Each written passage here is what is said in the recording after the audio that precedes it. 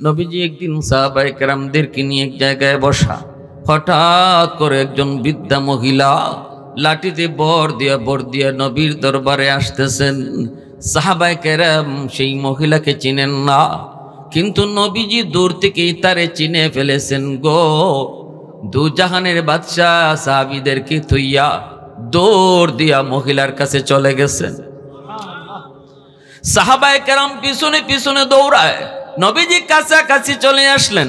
আইসেই নবীজি বলতেছেন, মা গো, ও মা, তুমি কষ্ট করে কেন মুহাম্মদের দরবারে আমাকে কেন খবর দিলা না? আমি মুহাম্মদ তোমার দরবারে চলে যেতাম। এই বইলাই রহমতের নবী, দু জাহানের বাদশাহ, নবুয়তি চাদর গায়ে থেকে খুইলা মাটিতে বিছায়া দিয়া দিছেন আর বলতেছেন, মা,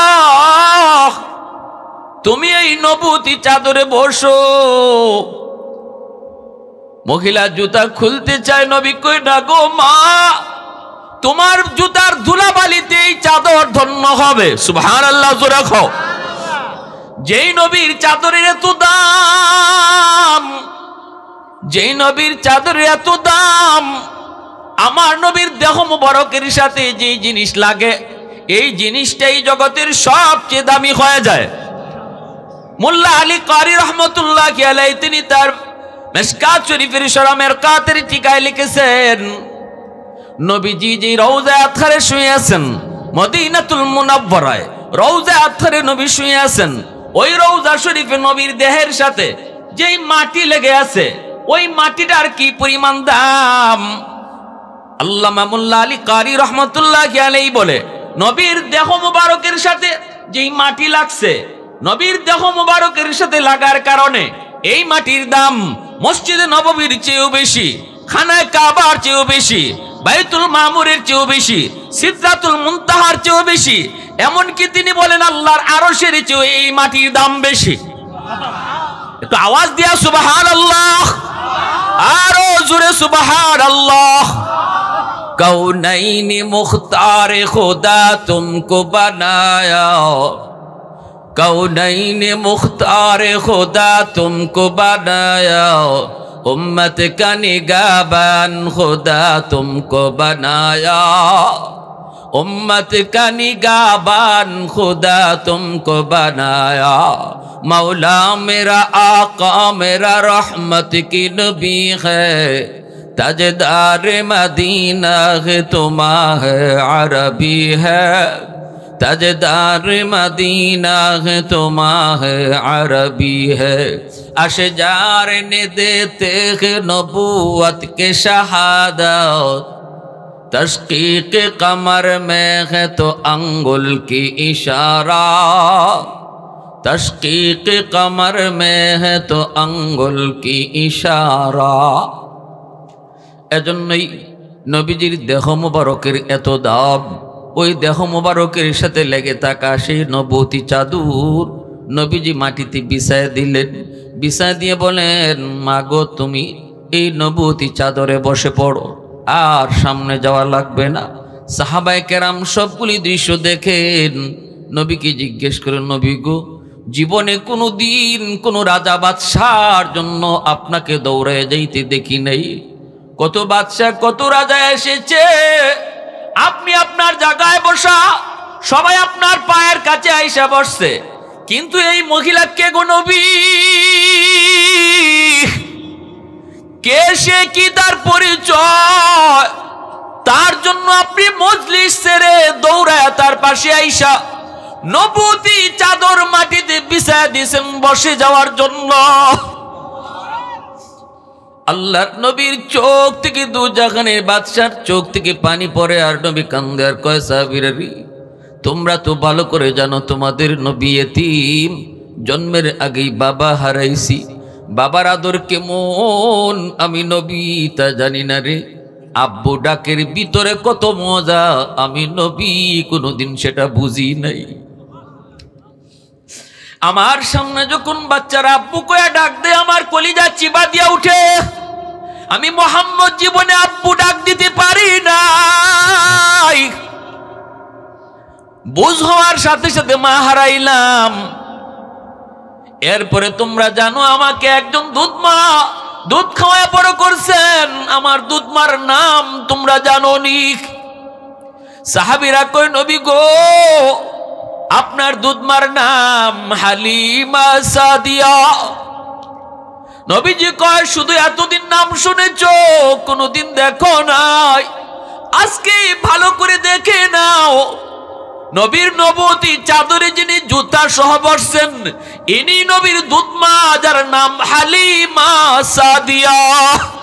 মায়ার নবী দয়ার নবী সাহাবায়ে কেরামদেরকে কথাটা বুঝাইলেন, একজন দুধ মার খেদমত যদি আমি নবী এইভাবে করলাম গো, আমি যদি আমার মা আমেনাকে পাইতাম, আজ যদি আমার মা আমেনা দুনিয়ায় জীবিত থাকতেন, তাহলে আমি নবী তার কেমন খেদমত করতাম। একজন দুধ মার জন্য যদি আমার নবী তোমার নবী এত পাগল হয়ে যুবক, আজ তুমি কোন মারে গালি দেও, আজ তুমি তোমার সেই গর্ভধারিণী মার দিকে চোখ লাল করে তুমি কথা কও, ধমক দিয়ে বুঝি তুমি কথা কও, মারে বুঝি তুমি ঘর থেকে বের করে দিয়েছ, মাকে বুঝি তুমি খানা দাও না, বউ নিয়ে বাচ্চা নিয়ে তুমি শীতের দিনে কমলা খাও, ওই কমলাটা চুলায় যখন বউ বাচ্চারে দাও, কমলার গ্রানটা মার নাকে যায় লাগে, বাবার নাকে যায় লাগে, মার চোখ থেকে তখন দর দর করে পানি পড়ে, মায় কান্দে আর কই মালিক আজ আমার সন্তান বউ বাচ্চা নিয়ে কমলা চুলায়, চুলানোর পর গ্রানটা নাকে লাগলো, জীবনভর আমার স্বামী কমলা লয়ে আসলো, সেই কমলা চুলায় আসলে আমার সন্তানের মুখে আগে দিয়েছি, নাতি নসার মুখে আগে দিয়েছি, আজ আমার স্বামী নাই, অথবা স্বামী আছে কিন্তু পকেটে টাকা নাই, আমরা বিছানায় পড়ে গেছি, আমার সন্তান কমলা খাইলো ঠিক, গ্রান পেয়েছি, কমলা খাইতে পারি নাই।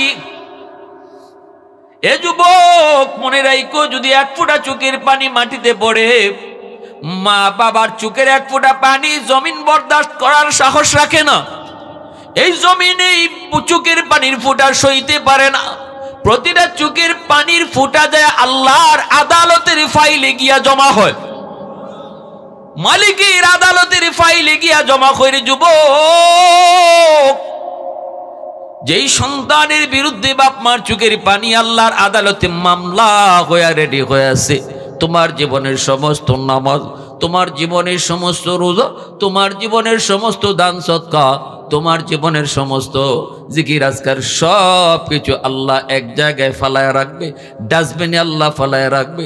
আল্লাহ বলবে আগে বাপ মার মামলা ডিসমিস কর, এরপরে তুই তোর নামাজ লিয়া জান্নাতে যা, এরপরে তুই তোর হজ লিয়া জান্নাতে যা রে বান্দা। আগে বাপ মার মামলা ডিসমিস করা লাগবে, কারণ পৃথিবীতে ওই বাপ মার উপরে আমি আল্লাহ কিছু রাখি নেই, আমার পরে বাপ মার জায়গা দিয়েছি। সুবহানাল্লাহ।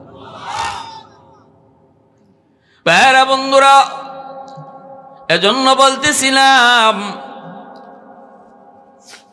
যদি তুমি মনে করো ওই কমলাটা লইয়া যদি তুমি তোমার বিবির কাছে না দিতা, কমলাটা যদি লইয়া মার হাতে দিতা, বাবার হাতে আইনা দিতা, ভালো করে বলো, জবাব দাও, মা কোনোদিন এই কমলা সিলাইয়া আগে খাইতো না, কমলাটা সুলাইয়া সবার আগে তোমার সন্তানদের খাওয়াইতো।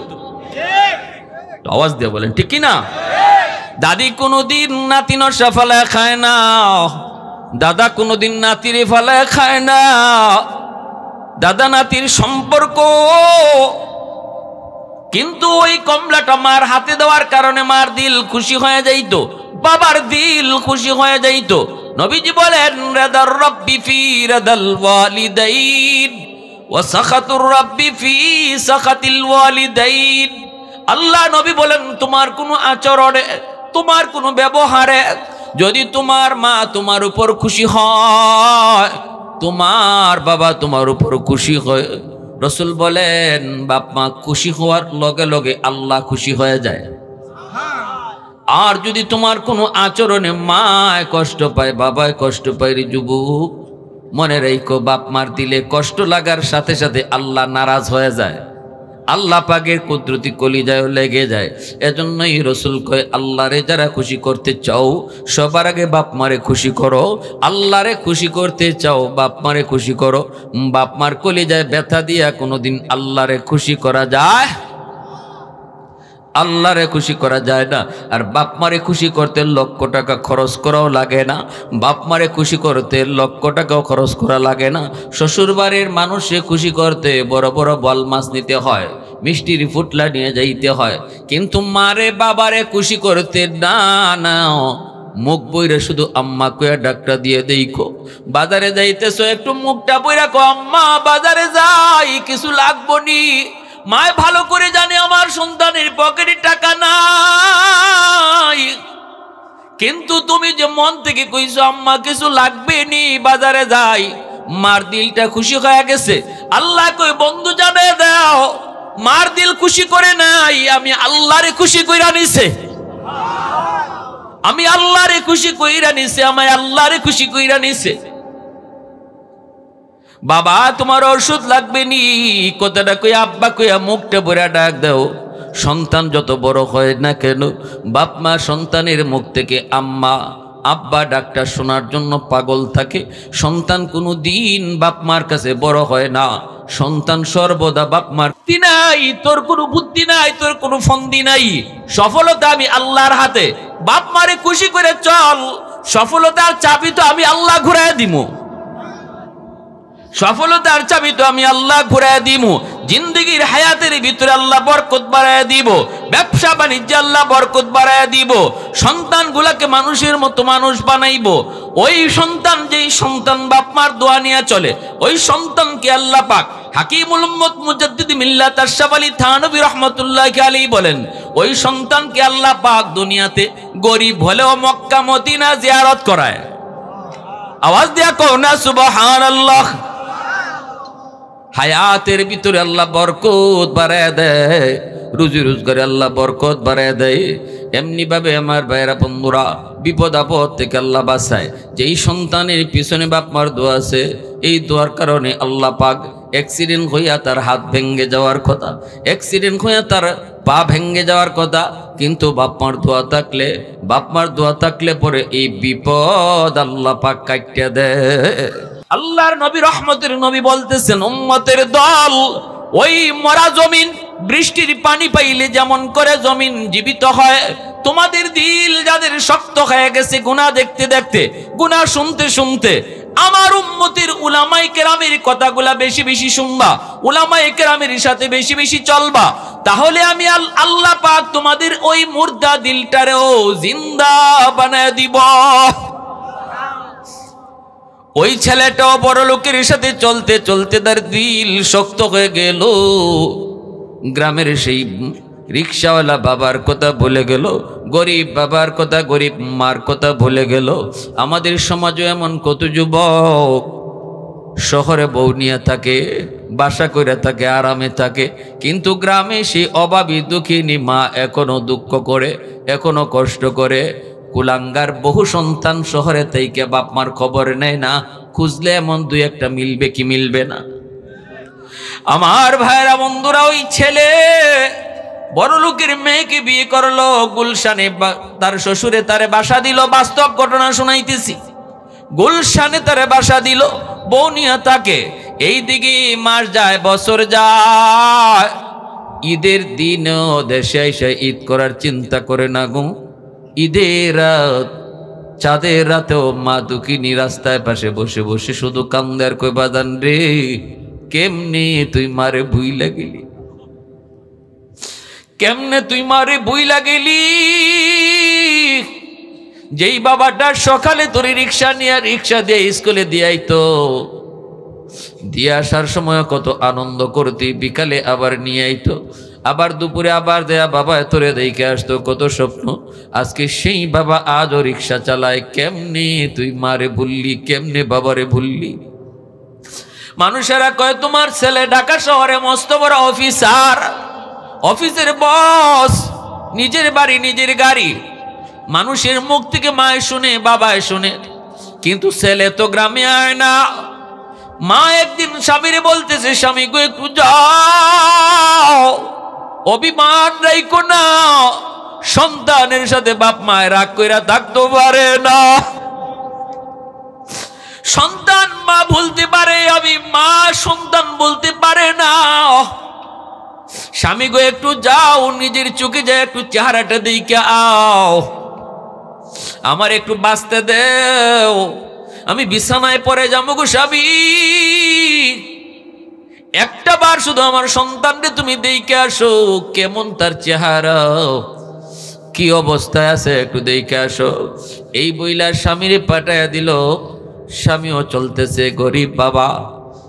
অফিসের পাশে গেটের পাশে আইসা যখন দারোয়ান তারে আটকায় দিল, দারোয়ান জিজ্ঞেস করে আপনি কার কাছে যাবেন? কয় অমুকের কাছে যাব। কয় ইনি তো আমাদের অফিসের মস্ত বড় বস, বসের সাথে দেখা করা যায় না, আপনি এই জায়গায় দাঁড়ান, আমি বসরে যাই জিজ্ঞেস করি। আইসাই কয় বস, গেটের পাশে একজন অভাবী মানুষ, গরিব মানুষ, মনে হয় গ্রাম থেকে আইছে, আপনার সাথে দেখা করতে চায়। আমি তো তারে ওই জায়গায় আটকায় দিছি, আমি বলছি আপনার পারমিশন লাগবে, বলেন আমি তারে পারমিশন দিব কিনা, আপনার সাথে দেখা করতে চাই। সাথে সাথে ছেলে সিসি ক্যামেরা অন কইরা দেখে গেটের পাশে দাঁড়ানো মানুষটা আর কেউ নয় গো, ওই মানুষটাই তার ওই রিক্সাওয়ালা গরিব অসহায় বাবা। কিন্তু যেই মানুষটা বেশি বেশি অন্যায় করে পাপ করে, তার দিল শক্ত হয়ে যায়, সহজে দিল নরম হয় না। যে মানুষগুলা অন্যায় করে গুনাতে গুনার মধ্যে নিমজ্জিত থাকে, সহজে চোখ দিয়া পানি আসে না। পানি চোখ দিয়া না আসা এটা আলামত ভালো না, এটা হলো দিল শক্ত হয়ে যাওয়ার আলামত। ওই ছেলের দিলটা নরম হলো না। দারোয়ানকে বলতেছে, নে 500 টাকা লয়ে যা, যা বলবি আমি খুব ব্যস্ত মানুষ, আমার সাথে দেখা করার টাইম নেই। যে বলবি অন্যদিন আসলে আরো বেশি টাকা দিমু, আজকে 500 টাকা দিয়া দে। দারোয়ান মনে করছে কোনো ভিক্ষুক মনে হয়। দারোয়ান এসে কই, চাচা স্যার বড় বিজি মানুষ, দেখা করা এখন সম্ভব না, নেন আপনারে 500 টাকা দিছে, আর বলছে অন্যদিন আসলে পরে আরো বেশি দিবে, আপনাকে চলে যেতে বলছে। এই কথা বলতেই বাবার চোখ দিয়ে পানি ঝরতেছে আর বাবায় কান্দে। দারোয়ান রে কই, বাজান রে আমি ভিক্ষুক না রে বাজান, আমি কোনো সাইল না, সোয়াল করতে আসি নাই, ভিক্ষা নিতে আসি নাই, আমি আসছে শুধু এক নজর আমার সন্তানের চেহারাটা দেখার জন্য। সাথে সাথে ভিক্ষুক মাথায় হাত দিয়ে আল্লাহ কয়ে চিৎকার করে দারোয়ান বসে গেল। দারোয়ানে কই, চাচা আপনি কি আমার বসের বাবা? তখনই কহ, বাজান আমি তোমার বসের বাবা। মনে হয় আমার ছেলে আমারে চিনে নাই, মনে হয় আমার ছেলে আমারে চিনে নাই, একটু যা কও ইনি ভিক্ষুক না, ইনি তোমার আব্বা। দারোয়ান কান্দে আর কয়, চাচা লাভ নাই, লাভ নাই, লাভ নাই, সারে সিসি ক্যামেরায় আপনারে দেখছে, আপনারে চিনছে, চিনার পরও যখন আপনার সাথে দেখা করতে চায় না, 500 টাকা দিয়ে বিদায় করে দিতে চায়, তাহলে বুঝেন চাচা আপনার সন্তান আর আপনার রইছে না। আমি একজন দারোয়ান মানুষ, 20,000 টাকা বেতন পাই, 15,000 টাকা আব্বা আম্মার জন্য গ্রামে পাঠাই, 5,000 টাকা দিয়ে আমি শহরে কষ্ট করে থাকি, আর আমার বসে 1 লাখ টাকা বেতন পায়, আর আপনারে দেয় 500 টাকা। চাচা গো বদ্ধ দিয়েন না, বদ্ধ দিয়েন না, সন্তান আপনার আর রইছে না। সাথে সাথে বাবা আল্লাহর কাছে হাত উঠে, মালিক আল্লাহ আমি তোমার কাছে বদ্ধ দেই না, কারণ আমার সন্তান নাই, একমাত্র সন্তান। ও মালিক কি শুনাইছো, আমারে কি দেখাইছো, তবে তোমার কাছে হাত উঠায় বলি আমার সন্তানরে তুমি বুঝ দিও, সহি বুঝ দিও, তুমি তারে সঠিক বুঝটা ফিরে দিও। এই বইলা বাবা চোখের পানিটা মুইসা টাকাটা দারোয়ানের হাতে আবার ফেরত দিয়া বাবা গ্রামের দিকে অসহায়ের মতো ফেরত যাইতেছে। এই দিকে দুঃখিনী মা স্বামীর অপেক্ষায় দাঁড়ায় দাঁড়ায় প্রহর গুনতেছে, কখন আমার স্বামী আসবে আর সন্তানের খবরটা নিবে। যেই মাত্র স্বামীকে দেখলো দৌড়ে গিয়ে বিবি স্বামীকে জড়ায় ধরে বলতেছে, স্বামী গো একটু কও কেমন আমার মানিকরে দেখে আসছো? সন্তান আমার ভুইলা গেছে, কিন্তু আমি মা তো তারে 10 মাস 10 দিন পেটে লইছি। আমি তো কত রাত ঘুমাই নাই, কলিজায় লাথি মারছে, তোমার কাছ থেকে ওইটা সারা রাত হাইটা হাইটা কাটা দিছি। তুমি আমারে জিজ্ঞাসা বিবি গো কি হয়েছে? আমি কই নাই, ওই দিন কই নাই আমার সন্তান আমার কলিজায় লাথি মারছে।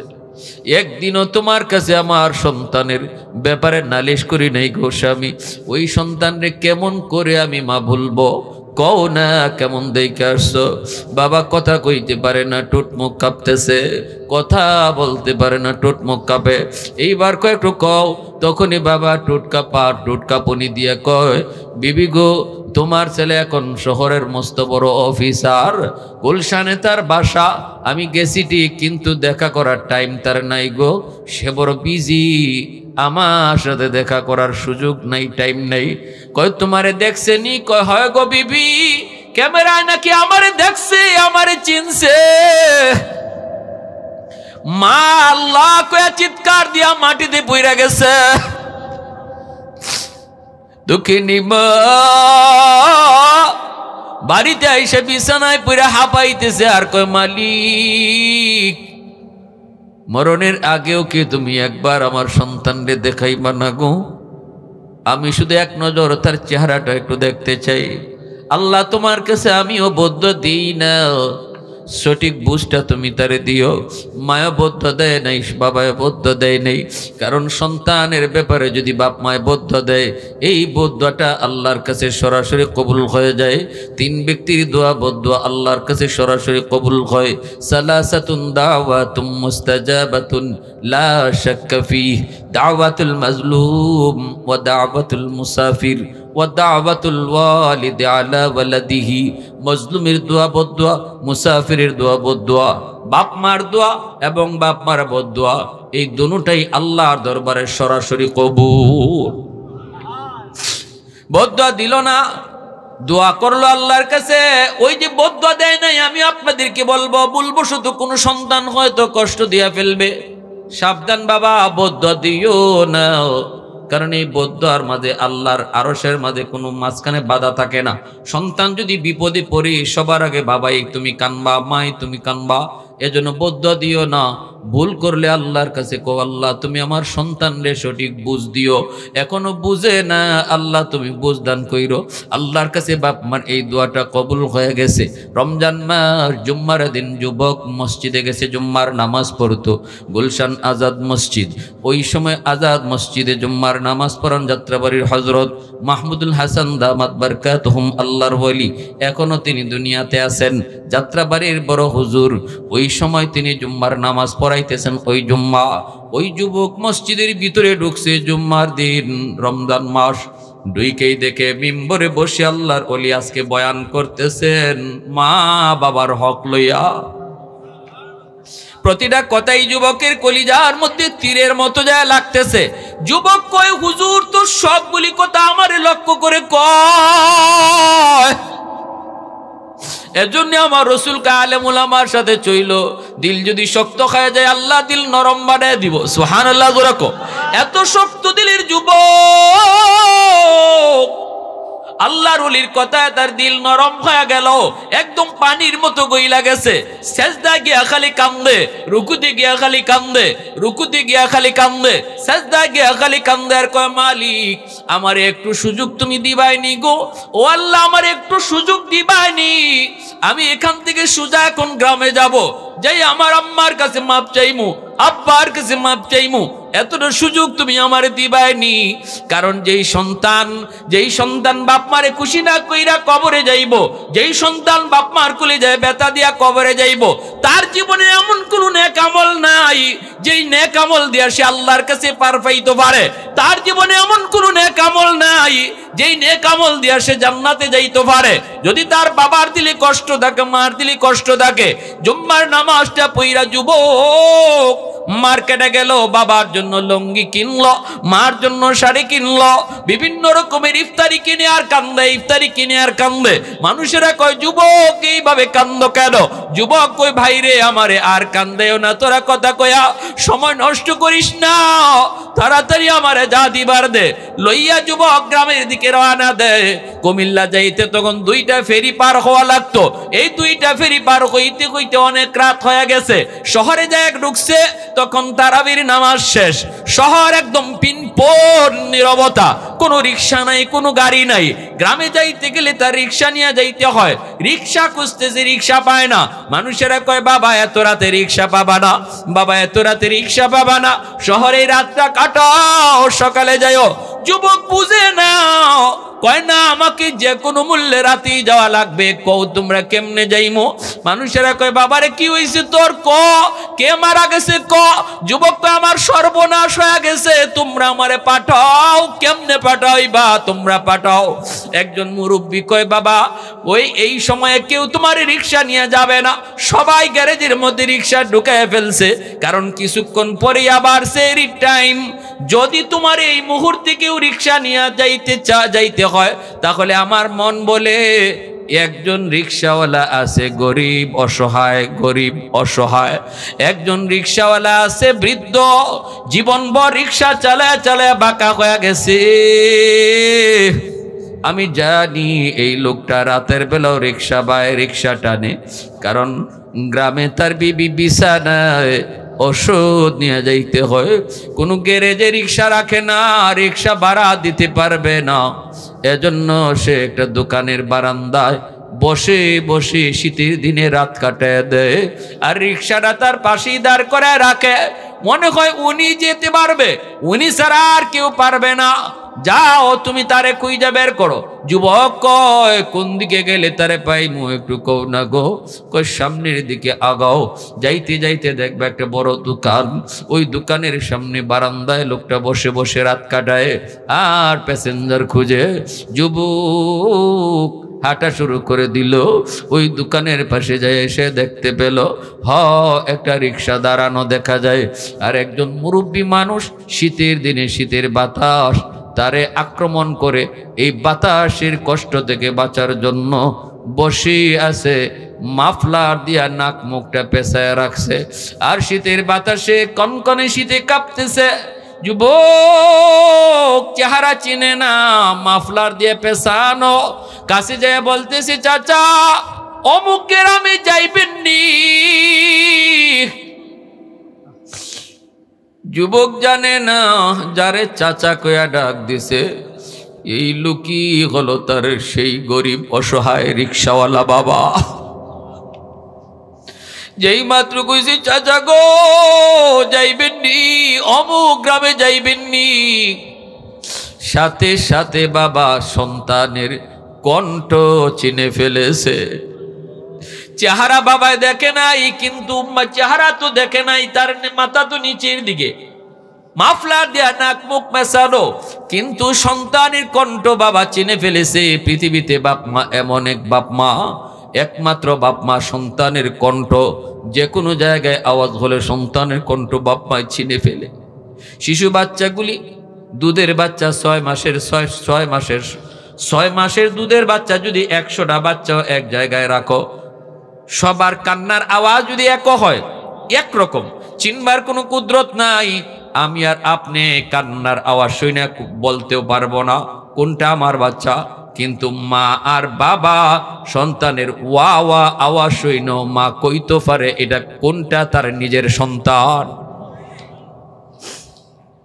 যেই মাত্র ছেলে কইছে চাচা গো যাইবেননি, সাথে সাথে বাবা সন্তানের কণ্ঠ চিনে ফেলেছে। মাথাটা নিচের দিকে দিয়ে আওয়াজ দিয়া বলতেছে হ বাজান যাইমু, হ বাজান যাইমু। ছেলে তখন কয় ভাড়া কত দেওয়া লাগবে একটু কোন। ছেলে তো কান্দে, বাবা বুঝতেছে ছেলে কান্দে। ছেলে কয় কত ভাড়া দেওয়া লাগবে। যেই মাত্র কইছি ভাড়া কত দেওয়া লাগবে, তখনই বাবার কলিজাটা কামড় দিয়ে উঠছে। আর বাবা কান্না থামায় রাখতে পারে নাই গো। বাবা কান্দে আর কয় বাজান রে, জীবনে কতবার তোমার রিকশায় তুলছি, কোনোদিন ভাড়া নেই নাই। সকাল বিকাল রিকশায় কইরা বাবা স্কুলে নিয়ে গেছি, কত ভাড়া দিবি, কত ভাড়া দিবি একটু জীবনে কত ভাড়া নিছি, আজকে তোমার কাছ থেকে ভাড়া নিমু না। বলা মাত্রই ছেলে মাফলারটা টান দিয়ে খুলে ফেলছে, চেহারাটা দেখে আব্বা কয়া জড়ায়া ধরছে।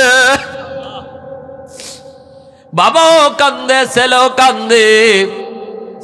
বাবা কয় বাজান, বাজান কেমনে তোর মনে পড়লো রে, কেমনে মনে পড়লো? সন্তান যত অপরাধ করুক না কেন, বাপ মার পা ধরে ফেললে সাথে সাথে বাপ মার দিল নরম হয়ে যায়। কোথায় আমার আম্মা দৌড়ে গ্রামে আসলো, দরজার পাশ থেকে আম্মা কয়া ডাক দিতে দেরি হয়েছে, বিছানায় পইরা থাকা অসুস্থ মা সুস্থ হয়ে লাভ দিতে দেরি হয় নাই। এই আম্মা ডাক্তার জন্য মার দিলটা খা খা করতেছিল রে যুবক।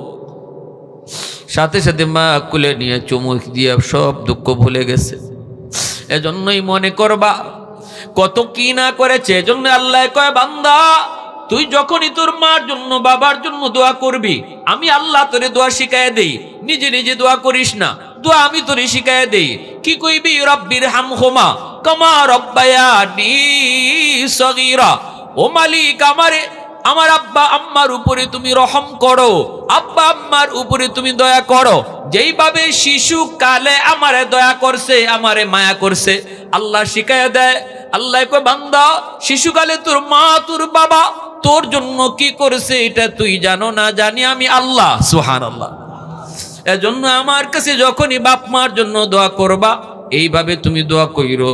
আল্লাহ পাক শিশুকালের কথাটা উল্লেখ করে দিয়েছে দোয়ার মধ্যে।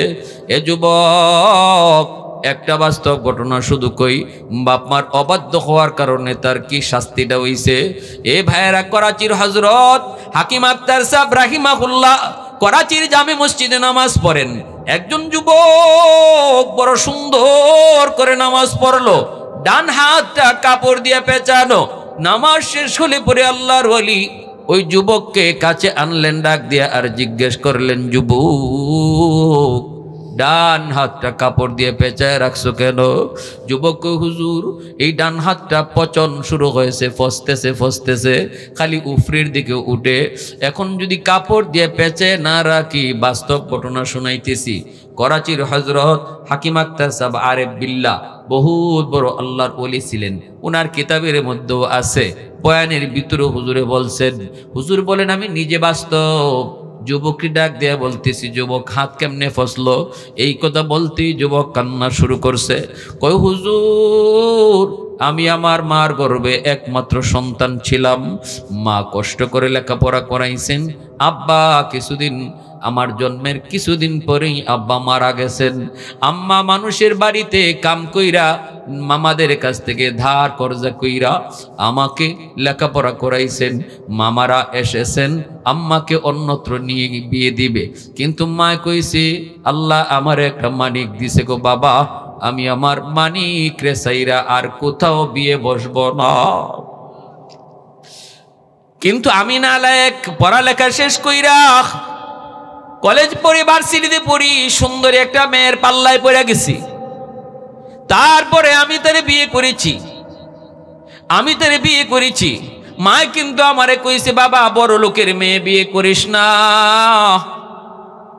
বড় লোকের মেয়ে দেখে বিয়ে করলে গরিব মারে আম্মা কয়ে ডাকবে না।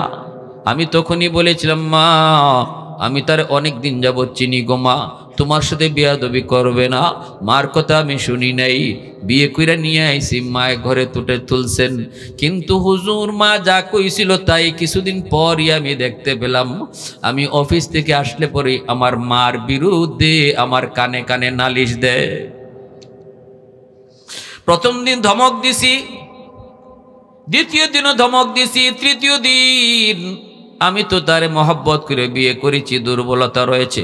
মার রুমে ডুইকে মারে প্রথম দিন বকাবকি করছি, মা গো তোমার বিরুদ্ধে এত নালিশ কেন? মায় কই বাজান তোর বউ আমাকে মা কইয়া স্বীকার করে না, মা কইয়া ডাকতে বুঝি তার শরম করে, এজন্য তোর বউ বানায়া বানায়া আমার বিরুদ্ধে নালিশ করে। আমি বিন্দু পরিমাণ ঝগড়া করি নাই রে বাবা, আমি তো গরিব, আমি তো অসুস্থ মানুষ, আমারে দুইটা বাদ দিলেই যথেষ্ট। বাজান রে আমারে তোর বউ বুঝা মনে করে বুঝা, এজন্য এমনটা বানায় বানায় কয়। কিন্তু হুজুর আমি মার কথাটা তোরা বিশ্বাস করলাম না। দ্বিতীয় দিনও আমি বকাবকি করলাম, তৃতীয় দিনও বকাবকি করলাম মারে। একদিন মার রুমে ডুইকা মারে বকাবকি কইরা আমি মার গায়ে হাত উঠায় ফেলছি, নাউজুবিল্লাহ। যেই মাত্র মার গায়ে হাত উঠাইছি তখনই মা আওয়াজ দিয়া কয়, চিৎকার দিয়া কয়, বাজান রে বউয়ের কথায় তুই আজকে মার গায়ে হাত। বাবার দোয়া, মার বদুয়া, বাবার বদুয়া সরাসরি আল্লাহর দরবারে কবুল। হুজুর আরেকটা বদুয়া দিছে, মা তুই যেন আমার জানাজার নামাজ পড়তে না পারো। অফিস থেকে কিছুদিন পরে আমি খবর পেলাম মা মারা গেছে। গ্রামে আসতেছি তাড়াতাড়ি করে, কিন্তু ওই দিন আসতে এত সমস্যা হয়েছে রাস্তাঘাটে, গ্রামে পৌঁছতে পৌঁছতে অনেক দেরি হয়ে গেছে। অন্য কোনো দিন এত দেরি হয় না গ্রামে আইতে। আমি আইসে দেখি এলাকার মানুষ আমারে সারাই জানাজা পড়ে ফেলছে। মানুষেরা কয় বাবা অনেকক্ষণ অপেক্ষা করেছি, মানুষ আর অপেক্ষা করে না। তখন আমি কান্দিয়ার কলসি, বাজান তোমাদের দোষ নাই গো, আমি বুঝে গেছি মার একটা বদদুয়া কবুল হয়ে গেছে, আরেকটা ছিল তোর ওই হাত যেন আল্লাহ ফসায় দেয়। কিছুদিন পরে আমি দেখতে পেলাম আমার ওই হাত, যেই হাত দিয়ে আমারে মারছি, এই হাতের মধ্যে একটা ফুরা দেখা দিছে। ডাক্তারের কাছে গেলাম, ডাক্তার অ্যান্টিবায়োটিক দেয়, ফুরা ভালো হয় না, বরং পচন খালি উপরের দিকে উঠতেছে, ফসা খালি উপরের দিকে উঠে, হাই অ্যান্টিবায়োটিক দেয়। ডাক্তারে কয় আমরা তো বুঝি না কেন ভালো হয় না, কিন্তু না ভালো তো হয় না, বরং ফসা খালি উপরে উঠে। ডাক্তার দেখাইতে দেখাইতে সব শেষ। এখন ডাক্তাররা কয় আমরা তোমার রোগ ধরতে পারি না। আমি ডাক্তারে বলেছি, ডাক্তার আমি আমার রোগ ধরে ফেলেছি, আমার রোগ হলো আসমানে, চিকিৎসা চলছে জমিনে, আগুন লাগছে শেরপুর, পানি দেয় ফরিদপুর, আমার রোগ ভালো হবে না, মার বদদুয়া। হুজুর যে বউয়ের কারণে আমি মার গায়ে হাত উঠাইছিলাম, সেই বউটাও আজকে এই দুর্গন্ধে, আমার এই ফসা দুর্গন্ধে টিকতে না পেরে বাপের বাড়ি চলে গেছে। এখন আমি অসহায়, মসজিদে মসজিদে ঘুরি আর আল্লাহর কাছে কান্দি, আল্লাহ আমারে মাফ করবনি, আল্লাহ আমারে মাফ করবনি। তখনই আল্লাহর ওলি তারে নবীর একখান হাদিস শোনায়, আমি ওই হাদিসটা আপনাদেরকে শোনাই। অনেকেই মনে করতেছেন হুজুর আমিও তো আমার আব্বা আম্মার সাথে কষ্ট দিছি, কিন্তু আজকে আমার আম্মা কবরে শায়িত, আমার বাবা কবরে শায়িত, আমি আমার মার কাছ থেকে কেমনে এইটা আমি মার কাছ থেকে কেমন করে আমি এইরকম ভাবে এটা দাবি আদায় করবো, মাপ চাইমু কেমন করে? রাসূল কয় মান যারা কাবরা আবাওয়াইহি ফি কুল্লি জুমাতিন গুফিরা লাহু কুতিবা বাররান।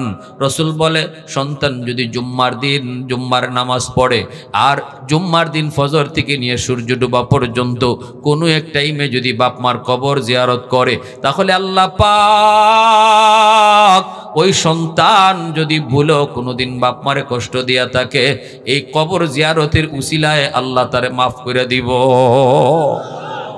জুম্মার দিন কবর জিয়ারত কঠিন কাজ না সহজ কাজ?